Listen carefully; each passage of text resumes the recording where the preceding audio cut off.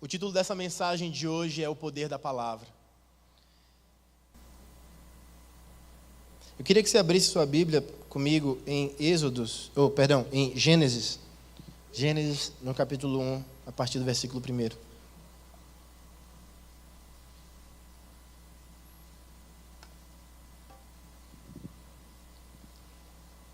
Gênesis 1, a partir do versículo 1. É um texto que todos conhecem. É possível até que você fale de cor.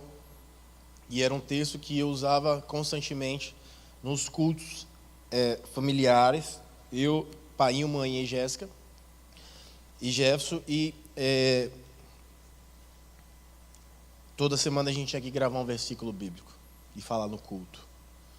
E tinha vezes que ocasionalmente a minha vida muito atribulada, de muitos estudos e muitos desenhos, eu não conseguia gravar um versículo novo, eu sempre trazia esse, porque é a palavra do Senhor, viva e eficaz. E meu irmão, filho de pastor, dá nó, tem pingo d'água. Mas o texto diz que no princípio criou Deus os céus e a terra. E a terra era sem forma e vazia, e o Espírito do Senhor pairava sobre a face das águas. E disse Deus: haja luz, e houve luz. E viu Deus que a luz era boa, e fez Deus separação entre luz e as trevas. Lindo esse texto, maravilhoso. O início da criação. Tudo que Deus fez foi com a palavra. Eu particularmente acredito no poder da palavra. E eu vi um vídeo uma vez sobre um cientista que fez um teste sobre o poder das palavras com 2 plantinhas. Eu não sei se você já viu esse vídeo. Ele plantava no mesmo momento 2 plantinhas. Em uma ele falava sempre boas palavras: você vai crescer bem, você vai crescer forte, vai dar tudo certo na sua vida. E na outra plantinha ele amaldiçoava aquela plantinha, ele xingava a plantinha, ele gritava com a plantinha. No mesmo período, ele sempre regava com a mesma quantidade de água, era tudo idêntico nas 2 plantinhas, a quantidade de terra e etc. Elas foram crescendo, mas uma começou a crescer muito mais do que a outra. Uma se desenvolvia. Você pode procurar isso no YouTube depois, tá? Não estou inventando, não. E a que era sempre amaldiçoada, ela crescia, mas com muitos defeitos, sempre meio murchinha. E a que era sempre bem falada, ela crescia muito a olhos vistos. E ele entendeu que as palavras têm poder. Um cientista. Nós acreditamos no sobrenatural, amém? E hoje, como todas as vezes, e esse meu desejo de gerar essa cultura em nós, de responder à palavra que tem sido falada do altar, eu queria que você pregasse comigo. Poucas pessoas entenderam, Dai. Inclusive você. É muito bom, vocês estão visitando, quando alguém está pregando e você demonstra que recebeu a palavra se expressando. A maioria de nós, quando chega na igreja, vem à igreja com uma cultura de uma outra igreja. A cultura da nossa igreja não é falar em latim e você permanecer em silêncio. É quando o nome de Cristo for exaltado, você glorificar a ponto de criar um grande barulho no lugar onde nós estamos. A nossa cultura não é a cultura do silêncio. A nossa cultura é a cultura de se expressar em alegria. A nossa cultura é uma cultura de expressar a fé que temos através de tudo aquilo que somos e temos: palmas, grito, pulo, cambalhota, aviãozinho, helicóptero, pirocóptero. Você lembra de pirocóptero? O pessoal que tem 15 anos para baixo não sabe o que é pirocóptero. Você lembra de pirocóptero? Que vinha no pirulito? Cara, aquilo era fantástico, meu Deus do céu. Gente, eu lembro de umas coisas tão maravilhosas da nossa infância. A nossa infância foi muito boa, pastor. Hoje os meninos só têm Pokémon, velho. A gente tinha pirocóptero. Era um pirulito que vinha com a hélice embaixo. Depois você chupava o pirulito, você fazia assim, ó, e ele saia voando. Eu fazia guerra de pirocóptero para bater um no outro. E de tazo também. Tazo eu já perdi amigos por causa de tazo. Tazo é uma coisa muito importante. Mas muito mais importante do que estar é você se manifestar. Porque quando você conversa de WhatsApp, você manda uma besteira para a pessoa e a pessoa manda um kkk desse tamanho. E ela tá assim, ó. Kkkkkkk. Por quê? Por que você dá risada? Porque você não quer deixar a pessoa no vácuo, né? Não é isso? E por que você quer deixar o Espírito Santo de Deus no vácuo? Por quê? Por que você não se manifesta quando Ele fala com você? Por que você não se manifesta quando Ele fala algo que vai direto no teu coração? Você fica se preocupando mais com a pessoa que você nem sabe o nome que está do teu lado, do que com o Espírito Santo que está dentro de você. Eu vou bater na sua cara hoje. Eu vim pregar para você que quer ouvir. Se você não quer ouvir, não tem problema, você vai embora, você é livre para ir embora. A não ser, claro, que alguém tenha te trazido e fala assim, não vai embora, o pastor está brincando. Aí, beleza, você fica. Em consideração, lembra do kkk do WhatsApp. Mas eu quero que você entenda que a palavra de hoje é para você. Eu espero que você seja muito abençoado através dessa palavra como eu fui. Nós acabamos de ler o texto de Gênesis e falávamos sobre a criação de Deus da luz. E fala que Deus achou a luz algo tão bom que Ele separou a luz e as trevas. Nessa sequência narrativa que nós vemos, o que nós acabamos de ver, na verdade, não é a história, é um processo. Fala comigo, processo. Deus cria algo, e mesmo ainda estando sem forma e vazia, a terra. Deus criou a terra, certo? No princípio criou Deus, os céus e a terra. Tem gente que não passa em redação porque não sabe ler texto direito. É só por isso. Tem gente que não entende a Bíblia justamente pelo mesmo motivo. Não sabe ler direito. Vai correndo lendo assim, ó. A gente não está correndo para ler, a gente está aqui analisando um texto maravilhoso. No princípio criou Deus os céus e a terra. Tá, Deus criou o céu e criou a terra. Aí continua dizendo, e a terra era sem forma e vazia. Legal isso, né? Porque agora Deus vai começar a dar forma para aquilo que Ele mesmo criou. Muitas pessoas estão como este período. Foram criados, mas ainda sem forma e vazios. Mas eu tenho certeza que hoje todos sairão daqui cheios do Espírito Santo de Deus. Nesse processo, Deus, Ele primeiro cria a luz.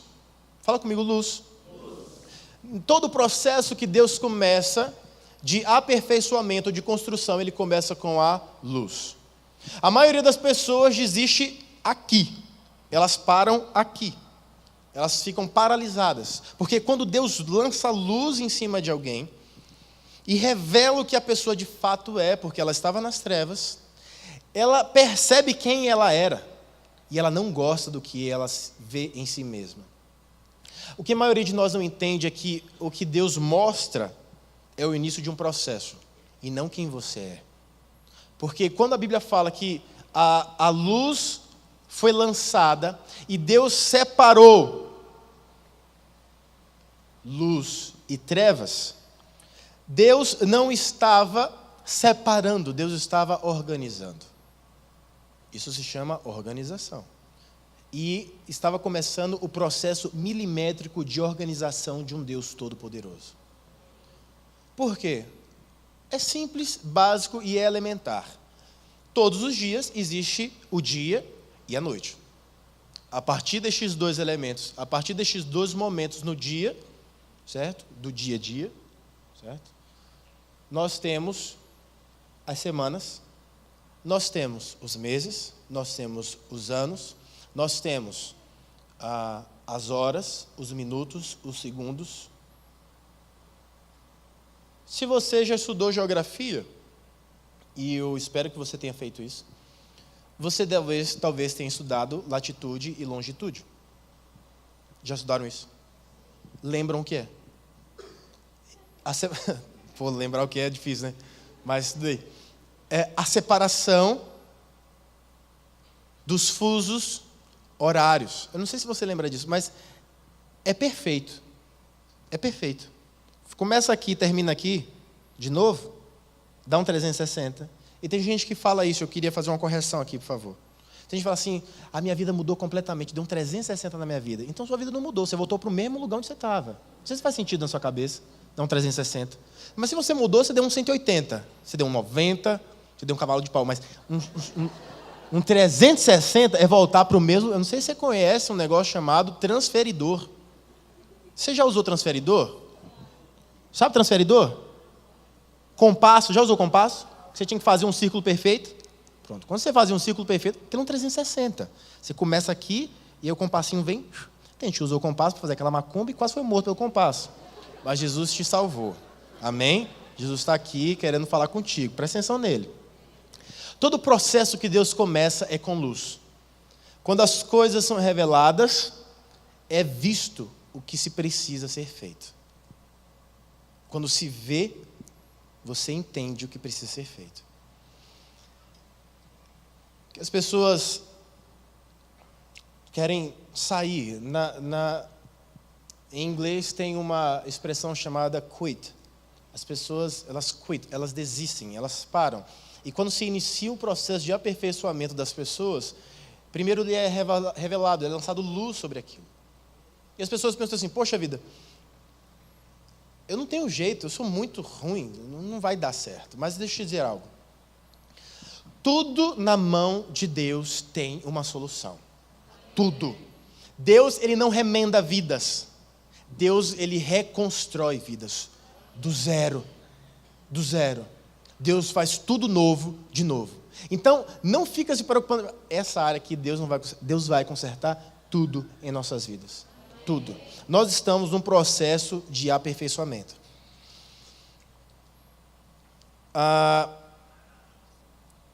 Eu quero falar sobre o poder da palavra. E eu dei essa introdução para você entender tudo aquilo que será falado depois. Existem 7 nomes na Bíblia. 7 nomes que foram mudados. 3 nomes foram mudados por Deus. E esses nomes não foram apenas mudados o nome, mas a essência da pessoa que recebeu o novo nome. E 4 nomes que foram mudados por homens, mas que a essência da pessoa não foi mudada, porque aquela essência foi dada por Deus.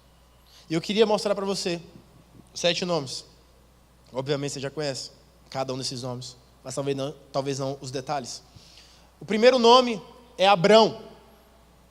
Abrão foi um homem usado por Deus, considerado o pai da fé. De fato, Abraão teve muita fé, cara. Nós vivemos um país cristão, em sua maioria extrema. Todos já ouviram falar sobre Jesus Cristo, bem ou mal. E todos têm uma ideia do que é cristianismo, bem ou mal. Alguns têm uma ideia errada do que é cristianismo. Outros têm a ideia correta do que é cristianismo. Outros ainda não foram alcançados pelo Espírito Santo de Deus, mas estamos nesse processo. Abrão tinha um nome que significava pai grande ou pai elevado. Quando Deus se encontra com Abraão e muda o destino dele, Deus também muda o nome dele. De Abrão para Abraão, pai de nações, ou pai de muitos povos. E de fato ele é. Eu não sei se você já esteve em Israel, mas hoje Israel tem uma população de cerca de 8 milhões de habitantes. É uma grande nação. E os filhos de Israel, que são os judeus, são espalhados pelo mundo e eu não tenho a contabilidade disso, são incontáveis. Mas em São Paulo há uma grande comunidade judaica, ou de judeus, e tem uma muito grande em Nova York e outra muito grande em São Paulo. São 2 comunidades muito grandes. Tanto que até alguns anos, até 2010, tinha um voo que saía direto de São Paulo para Tel Aviv direto. Tel Aviv é a capital econômica de Israel. Mas para nós que entendemos a história, a capital de Israel é Jerusalém. Um outro nome que foi mudado, a esposa de Abrão, Sarai. Sarai vivia num momento da sua vida e numa circunstância em que ela era estéril. Quando Deus quer mudar a vida de Sarai, Ele, além de dar um novo nome, Ele dá a ela aquilo que apenas Deus poderia conceder, que era fertilidade. E o nome de Sara muda de estéril para fértil. E ela tem um filho. Outro é Jacó. Jacó, ele tem como nome enganador. E aí existe um jogo de palavras aqui no hebraico. No hebraico, eu não sei se você sabe, não existe vogal. O hebraico só existe consoante. Pastor, o que é consoante? Não estou falando com você. Só existe consoante, não existe vogal. Então, eu esqueci agora a palavra. Perdão, deveria ter anotado. Eu esqueci. Como não tem consoante, quando Jacó nasce, ele nasce agarrado no calcanhar do seu irmão. A palavra enganador e calcanhar só muda por uma vogal. Sabia disso? É. E aí, só que quando ele cresce, ele se desenvolve, chega um momento que ele encontra o irmão dele, Esaú. Lembra de Esaú? Aquele peludão, tipo Tony Ramos. E aí, Esaú fala para ele: você, Jacó, de fato o seu nome é Jacó, porque você é enganador. Ele faz um trocadilho de palavras. E aí você não sabe, se você não fala hebraico, né? Nenhum de nós.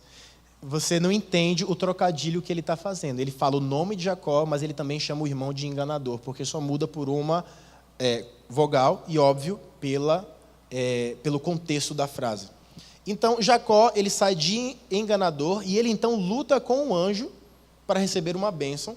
E ele tem um nome mudado para Israel, que significa homem que luta com Deus ou homem que Deus vê. Esses foram 3 nomes que Deus mudou, 3 identidades mudadas pelo próprio Deus. Eu quero falar agora sobre 4 pessoas que tiveram o nome mudado por homens, mas que não tiveram a sua identidade mudada de forma alguma. O primeiro deles é Daniel. Deus é o meu juiz. O nome de Daniel, na Babilônia, é mudado para Beltesazar, que significa Bel protege a vida do rei. Outro nome é Ananias, significa Yahvé é misericordioso. O nome dele é mudado para Sadraque, que significa inspirado pelo Deus Sol, Aku. Misael significa quem é como Deus. O nome dele é mudado para Mesaque. Quem pode ser comparado? Shac. Shac era um dos deuses da Babilônia. E Azarias significa Yahvé ajuda, ou a quem Deus ajudou, ou Deus é a minha força. O nome dele é trocado por Abdinego, que significa servo do fogo resplandecente.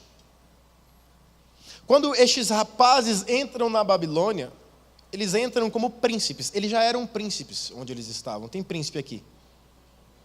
Tem princesa aqui. Deixa eu dizer algo. Não importa para onde você vai ser enviado.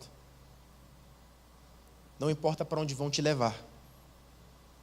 Onde você estiver, a identidade que Deus te deu não vai mudar. Esses homens foram levados e eles foram colocados lá também como príncipes. E para que eles se adaptassem à cultura, os nomes foram mudados. Está em Daniel, no capítulo 1, versículo 7. E o chefe dos eunucos lhes pôs outros nomes, a saber, Daniel pôs o de Beltesazar, e Ananias o de Sadraque, e a Misael o de Mesaque, e a Azarias o de Abdinego. Não importa, presta atenção nisso, não importa como as pessoas te chamam, se você já sabe o nome que Deus te deu. Não importa como as pessoas vão te chamar, você já sabe aquilo que Deus falou contigo. E Deus, Ele te chama pelo nome de filho. O que dá destino para as nossas vidas não é a voz de pessoas descompromissadas com o reino, mas sim a voz de Deus. Nós temos que parar de ouvir vozes que não são a voz de Deus e começar a ouvir aquilo que Deus fala sobre nós e a nosso respeito. Deus, Ele nos chama como Ele nos vê. O diabo nos chama como ele quer nos ver, mesmo que não sejamos. Você entende isso? O diabo vai te chamar de coisas que você talvez nem seja, para tentar formar uma identidade em você que nem sua é. Mas Deus te chama por aquilo que Ele vê em você. Não necessariamente aquilo que você já é. Mas se Deus te chamou de algo, você vai se tornar isso. Porque a palavra de Deus transforma tudo aquilo que ela vai de encontro. A terra era sem forma e vazia. Mas é difícil, ou melhor, é impossível encontrar um planeta no sistema solar tão belo, completo e perfeito como o nosso. Deus criou um lar para nós através da palavra dele. Deus não chama pelo que a pessoa é, mas pelo que ela será. A maioria de nós vive com a expectativa do que foi e com a esperança do que foi e não consegue encontrar em Deus a nova identidade dada por Ele mesmo. As pessoas vão te chamar do que elas veem, mas Deus te chama pelo que você vai ser. Quem te chama pelo que você está sendo, só vê o presente. Deus te chama pelo que você será, porque Ele consegue ver o futuro. A maioria das pessoas vê você hoje e te julga pelo que você está sendo. Ah, mas essa pessoa, ela é isso. Fulano é aquilo, você sabe, você conhece fulano, ele é assim. Mas quando Deus nos encontra, nós deixamos de ser assim e nos tornamos como Deus quer que sejamos. Deus escolhe para o que Ele vai tornar, não pela aparência que se tem hoje. As pessoas pensam que elas serão o resto da vida o que elas estão sendo agora. Elas não conseguem perceber o poder de transformação que existe nas palavras de Deus. Se Deus te chama como filho, tem filho de Deus aqui? Se Deus te chama como filho, é porque o teu comportamento um dia vai ser como o de filho de Deus. Mesmo que hoje seja como um enteado. Ninguém sabe o que é enteado. Enteado é um filho que não é seu, é filho dos outros que você cria. Nós somos filhos de sangue de Deus, porque o sangue de Cristo está sobre nossas vidas. Tudo foi transformado. Nós não podemos ser uma geração que se move pelo que passou. Nós temos que nos mover por aquilo que nós estamos vendo no nosso futuro. Nós temos que nos mover pelas promessas que nós temos de Deus. Nós temos que nos mover por aquilo que a nossa fé aponta e não para aquilo que a nossa culpa aponta. Porque se você se mover por aquilo que a tua culpa aponta, você não faz mais nada na tua vida. Nada. Porque a única coisa que vai vir na tua mente é acusação.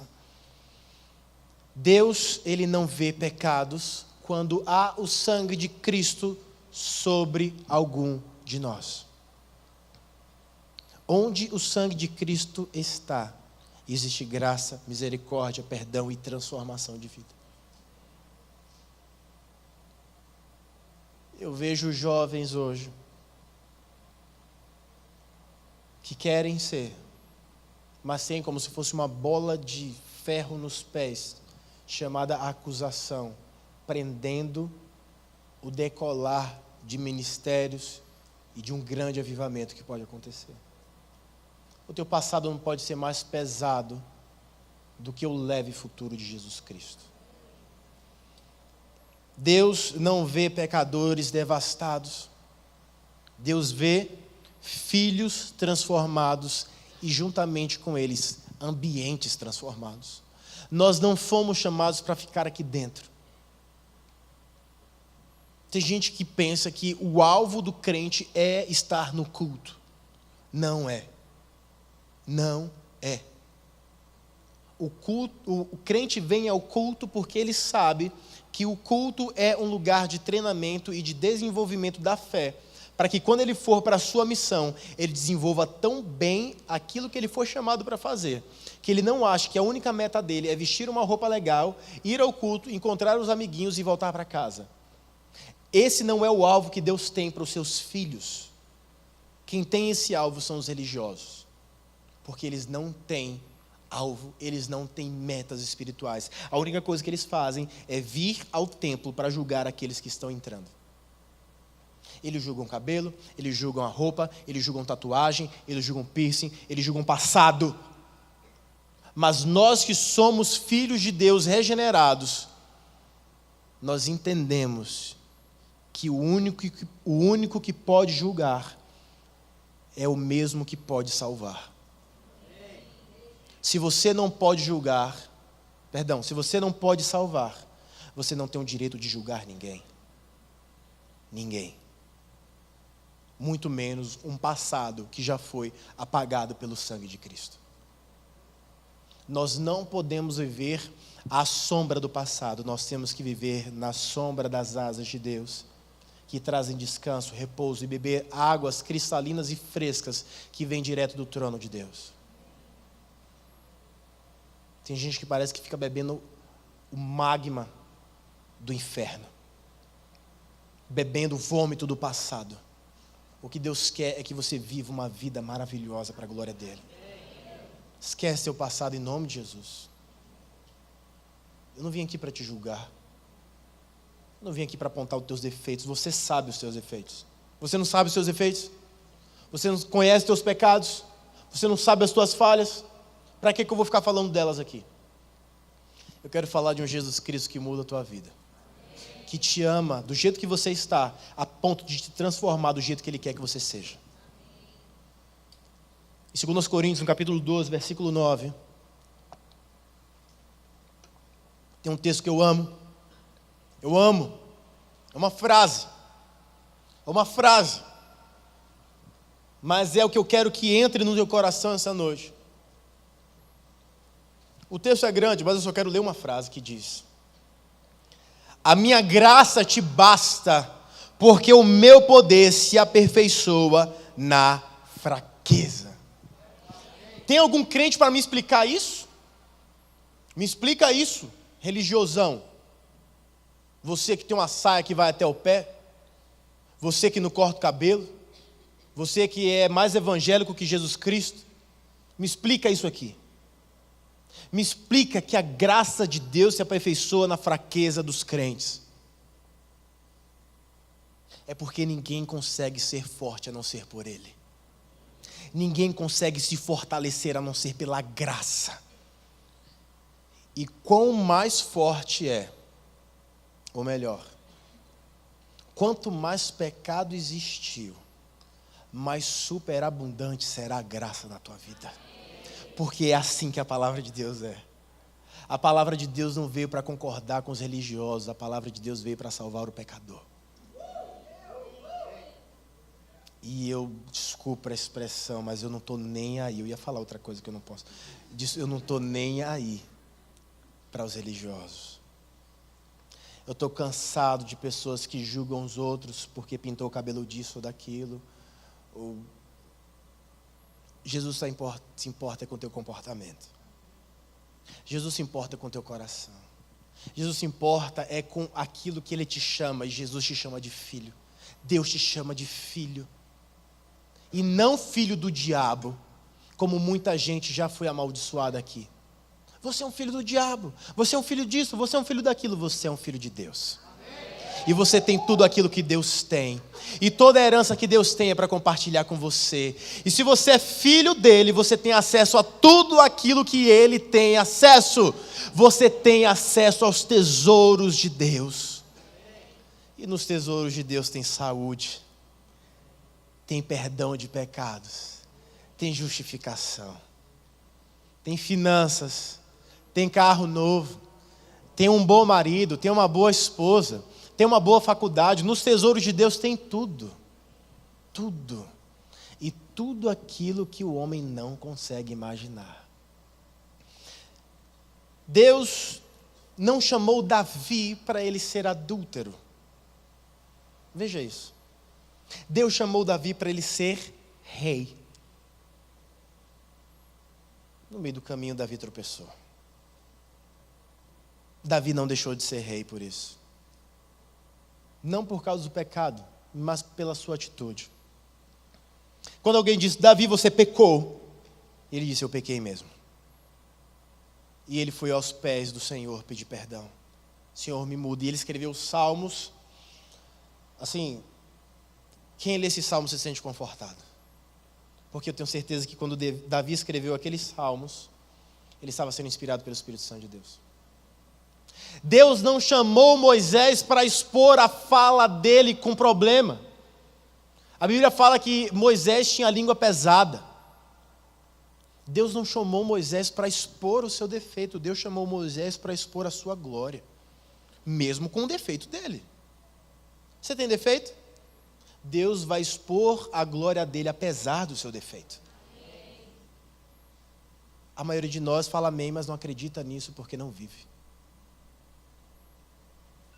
Gente, sério, eu não estou nem aí. Se eu ficar me preocupando com meus defeitos, eu estou falando de defeito, não estou falando de pecado. Certo? São duas coisas diferentes. Eu não estou falando de pecado, estou falando de defeito. Você não pode viver uma vida de pecado e achar que Deus vai te perdoar constantemente. Não brinque com a graça. A graça não é um sabonete que você usa quando você está sujo. A graça é uma mentalidade que você recebe quando o sangue de Cristo passa na tua vida. Aquele que entende a graça, vive por ela. Aquele que apenas viu a graça, tenta usá-la todo o tempo. A graça não é um chiclete numa máquina que você bota uma moeda e sai quando você precisa. Coloca e sai, não. A graça é um estado de mente. É uma transformação completa de vida. A maioria de nós pensa que a graça é algo que você usa o tempo todo. Transou, perdão. Vai chegar uma hora que você vai engravidar, viu? Deus perdoa pecados, mas não aborta filho de ninguém. Deus perdoa pecados, mas Ele não tira ninguém da prisão. Deus perdoa pecados, mas Ele não muda aquilo que você gerou. E a Bíblia fala, é melhor ir para o céu sem um olho, é melhor ir para o céu manco, do que com os 2 olhos ir para o inferno. É melhor entrar no céu com os defeitos que você tem, do que no inferno perfeito. E ninguém entra no inferno perfeito. Muito pelo contrário. Nós é que estamos numa caminhada de aperfeiçoamento constante. Porque nós fomos retirados das trevas para a maravilhosa luz de Cristo. E essa jornada só vai terminar na glória eterna. Apesar dos pecados do seu passado, Deus viu o teu futuro. E com a esperança nesse futuro que Ele viu, Ele perdoou os teus pecados, sarou as tuas feridas e te deu uma razão para viver. Nós temos uma razão pela qual viver. Nós temos Jesus Cristo. Nós temos o Senhor e Salvador. Nós não vivemos por outro motivo que não seja o Senhor. Jesus nos deu um nome. Ele nos deu uma identidade. E apesar da luz dele revelar quem nós somos de fato, nós não devemos desistir do processo. Nós temos que respeitar os processos de Deus. Deus tem um processo diferente para cada pessoa, porque cada pessoa é diferente. Não queira ter o processo que eu tive, talvez vá ser doloroso demais. Não queira ter o processo de outra pessoa. Deus tem um processo para você, para tornar você a pessoa que Ele quer que você seja. Eu quero ler isso porque eu não quero falar isso errado. O que a maioria de nós não entende é que nós não fomos chamados só para montar mensagens e sermões. Fala comigo mesmo. Nós fomos chamados para sermos a mensagem. O Espírito Santo tem nos montado, nos transformado para o mundo ler em nós a mensagem do reino dos céus. Não queira ter um ministério que não é seu. Você já recebeu o teu ministério. Ser lido pelo mundo. E o mundo ler você. E não queira usar aquele ditado que não tem nada a ver, que Deus escreve certo em linhas tortas. Deus é perfeito, Deus escreve certo em linhas certas. E Deus está te aperfeiçoando cada vez mais para o mundo ler em você um reino cheio de graça, de amor, de libertação, de novas oportunidades. O reino de Deus é um reino de novas oportunidades. Aqui não é uma igreja que aceita os perfeitos e exclui os imperfeitos. Nós aceitamos os imperfeitos com os braços abertos. Quando vocês saírem daqui, diga que existe uma igreja para esse tipo de pessoa. As pessoas que, aparentemente ou religiosamente falando, não poderiam entrar numa igreja. Nós não temos isso aqui. A porta está lá aberta. Entra quem quer encontrar Jesus Cristo. Ou por quem já foi encontrado por Jesus Cristo, mas não entendeu isso ainda.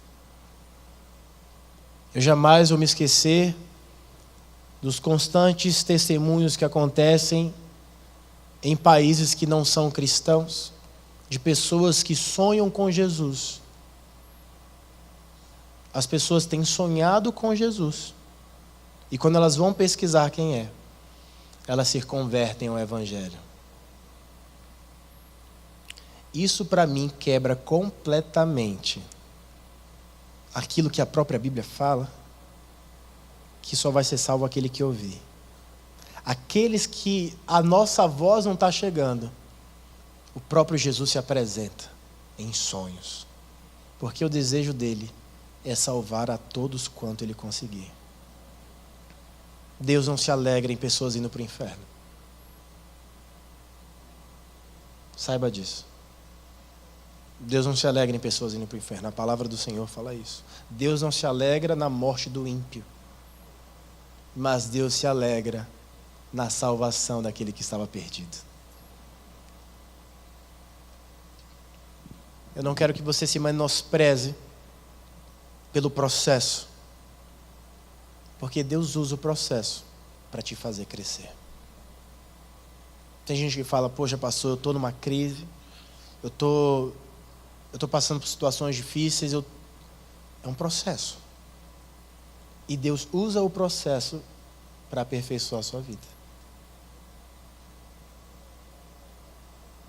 Dê tempo ao Espírito Santo, ok? O Espírito Santo não é um micro-ondas. O Espírito Santo é um artista. E no tempo certo, a obra-prima dele estará pronta, que é você. Eu quero ler um texto para você, que está em João no capítulo 15. Queria que a banda subisse, por favor.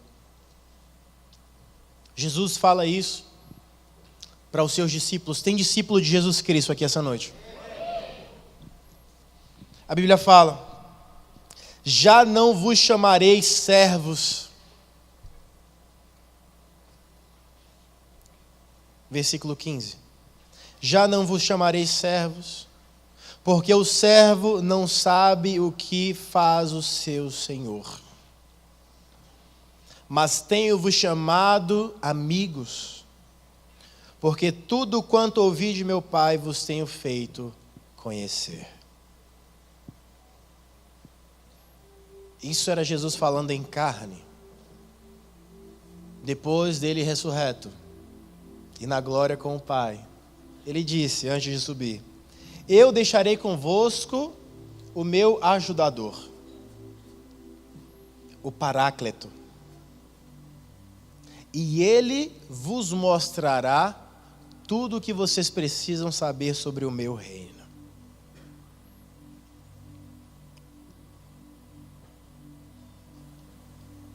Quando você vira alguém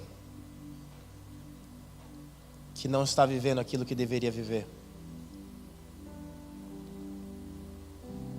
profetize na vida dela. Não relate o fato apenas. Fulano pecou, mas pelo nome de Jesus, fulano será mais que vencedor. Eu quero ler isso aqui para você, porque aqui tem todo tipo de gente e cada um é diferente e cada um tem uma percepção da vida diferente. Se você só tem derrotas na vida e você chegou a essa conclusão, você vai mudar o seu discurso e você vai se chamar agora vitorioso. Se você só teve fracassos empresariais, o seu nome agora é empresário bem-sucedido. Se você só teve fracasso nos estudos, o seu nome agora é aluno nota 10. Se você só teve fracassos emocionais, o seu nome agora é relacionamento exemplar. Se você só teve perdas financeiras, seu nome agora é restituição dos anos que foram consumidos pelo gafanhoto. Se você olhava para você e só via fracasso, eu declaro na tua vida agora que você é mais do que vencedor em Jesus Cristo. Existe poder nas palavras. Nós já fomos chamados de filhos por Ele. E você vai acordar amanhã, você vai se olhar no espelho e você vai falar: você é filho de Deus. Vai parecer louco isso, mas a salvação é loucura para o homem. Você é vencedor. Você é bom no que você faz. Você é o melhor engenheiro desse lugar. Você é o melhor motorista de Uber dessa cidade. Você é o melhor cozinheiro dessa cidade. Você é a melhor advogada desse lugar. Você é a melhor enfermeira dessa cidade. Você é o melhor líder de célula desse lugar. Você tem que declarar isso para você. Porque assim como pensamos, será. Assim como declaramos, será. Assim como Deus já falou que somos, Perceba o tempo verbal das coisas. Quando você fala, você será. Mas quando Deus fala, é. Assim como Ele. Deus não será, Deus é. Quando Ele se apresenta a Moisés, Ele fala: o que é que eu vou falar? Quem é o Senhor? Diga: eu sou. E vai bugar a mente deles. Como assim eu sou? Eu sou. Eu estou fora do seu tempo, Moisés. Eu estou fora das suas necessidades, Moisés. Eu estou fora desse seu humanismozinho, Moisés. Eu sou Deus. Eu sou. Quando você olhar para o seu problema, você vai olhar e você vai dizer: eu sou filho do eu sou.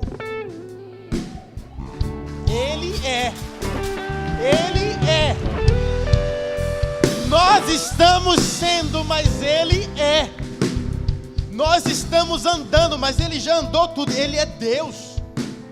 Nós estamos andando um caminho que não sabemos o fim, que Ele já criou. Ele é. Nós estamos trabalhando por coisas que queremos conquistar, que Ele já nos entregou. Ele é. Nós estamos orando por coisas que já se manifestaram no tempo de Deus, mas nós somos tão pequenos que vivemos o nosso próprio tempo. Não como aquele cantor dizia, que nós temos o nosso próprio tempo. Porque quando nós nos ajustamos no relógio de Deus, nós vivemos o tempo dele. E o tempo de Deus é tempo de restituição na tua vida. É tempo de restauração na tua vida. É tempo de nova identidade na tua vida. É tempo de você entender que a palavra de Deus dá forma para a tua vida. Fica de pé no teu lugar.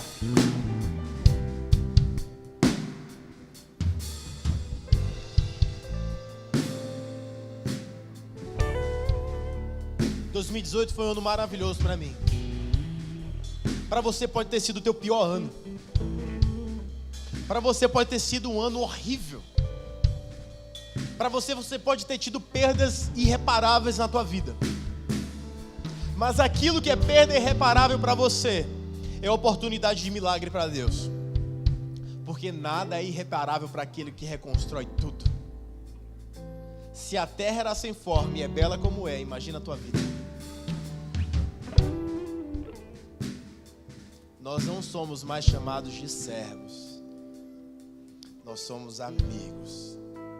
Eu não sei se você tem um amigo de verdade, amigo, que você entra na casa, você abre a geladeira, você escolhe o que você quer, você come, você senta no sofá, você escolhe o canal que você vai assistir. Deus não é só amigo, Ele é Pai. E eu quero que você ore neste momento. declarando o oposto do que você está vendo, do que você está vivendo, do que você está sentindo. Eu não sei se você consegue entender o que eu estou falando. Se você está sentindo tristeza, você vai orar declarando alegria. Se você está se sentindo quebrado financeiramente, você vai orar declarando provisão financeira. Se você está se sentindo rejeitado em algum relacionamento, você vai declarar vitória na tua vida emocional. Se você não conseguiu passar em algum vestibular, você vai declarar luz na tua mente para você alcançar os lugares altos. A maioria de nós crentes, tem crente aqui? Tem. A maioria dos crentes querem viver com uma humildade que não é nossa. Eu não tenho esse tipo de humildade, porque eu sei quem eu sou. A maioria dos crentes querem falar assim: eu queria só um cantinho para viver. Eu queria só um pouquinho de água para tomar. Eu queria só um pedacinho de pão para saciar. Ei, a gente está servindo dois deuses diferentes, porque o Deus que eu sirvo quer que eu coma o melhor dessa terra. E eu como. E eu não estou nem aí para a sociedade, porque a sociedade é o lugar onde eu vou alcançar. O lugar onde eu como o melhor dessa terra é no reino de Deus. No reino de Deus tem tudo. Tudo. Então não venha com esse discurso de quem quer ser mais crente que Jesus Cristo, com uma mentalidade católica romana dizendo Jesus era pobre e não tinha nada. O filho do homem não tinha nem onde repousar a cabeça. Você precisa estudar a Bíblia e não a história de uma igreja. Porque quem nos conta as verdades é a palavra de Deus e não a história de qualquer igreja que seja. Quando eu leio a Bíblia, eu vejo Jesus um homem rico. Rico? Tem gente que pensa que Jesus era pobre. Alguém conhece o dono da Todeskine? Sabe o que é Todeskine? É uma empresa de imóveis. Você acha que essa pessoa é pobre ou é rica? Oi? Tem Todeskine no Brasil todo. Você acha que Jesus, como empresário da madeira, no lugar que só tem pedra, era rico ou pobre? Pobre é o teu passado, meu irmão. O meu Jesus era rico.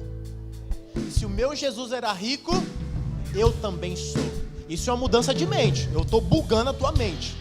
Porque na cabeça de muitas pessoas, elas pensam assim: como Jesus era pobre, eu tenho o direito de ser também. Mas Jesus pagou um preço na cruz. Não é para você ser pobre, é para você ser rico. Rico em tudo, ter tudo em abundância.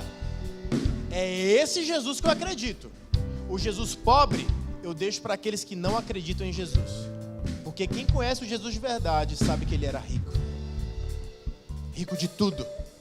As roupas de Jesus eram maravilhosas, não tinha costura.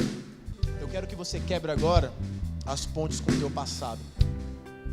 Eu quero que você quebre agora as pontes com a tua solidão. Eu quero que você quebre agora as pontes com a tua tristeza. Eu quero que você quebre agora as pontes com o pecado que você não consegue largar. Eu quero que você quebre agora as pontes com a mentalidade de alguém que não conhece a Jesus Cristo. Nós temos a mente de Cristo. Enquanto nós estivermos ministrando essa música, você vai orar e vai profetizar na sua vida aquilo que você quer que aconteça, não aquilo que você está vendo. Você entendeu? Nós vamos começar a orar. Vamos começar a ministrar essa música.